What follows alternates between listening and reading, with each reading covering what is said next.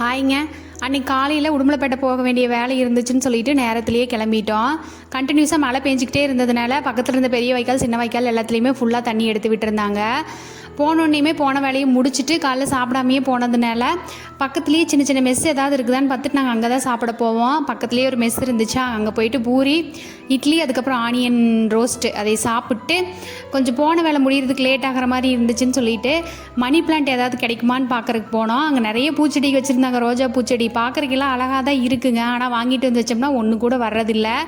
கடைசியில் money plant வந்து கேட்டால் இல்லைன்னு சொல்லிட்டாங்க. சரி, கேரளாலேருந்து வரும்போது நம்ம அங்கேருந்தே இங்கே வாங்கிட்டு வந்து வீட்டில் வச்சுக்கலான்னு சொல்லிட்டு பேங்க்கில் கொஞ்சம் வேலை இருந்துச்சு. ஹோம் பிரான்ச் கோயம்புத்தூர்லேருந்து உடுமலைப்பேட்டைக்கு மாற்றிருந்தோம். அதோட பாஸ்புக் இன்னும் வாங்காமல் இருந்தேன்னு சொல்லிட்டு அதையும் வாங்கிட்டு மினி ஸ்டேட்மெண்ட் போடுறதுக்கு மெஷின் இருந்துச்சு, அதிலையே போட்டுட்டு வீட்டுக்கு வரும்போது அத்தை அகத்தி பூ வாங்கி வச்சுருந்தாங்க. சென்ட்ரல் இருக்கிற நரம்பை மட்டும் எடுத்துகிட்டு பொரியல் பண்ணோம்னா அவ்வளோ டேஸ்ட்டாக இருக்குங்க. ஒரு சைடு ஒரு மாதிரி நரம்பு எடுப்பாங்க. நாங்கள் ஃபுல்லாகவே உள்ள இருக்கிறது எல்லாத்தையுமே எடுத்துருவோம். அவ்வளோதான். நாளைக்கு வீடியோவில் பார்க்கலாம். பாய்.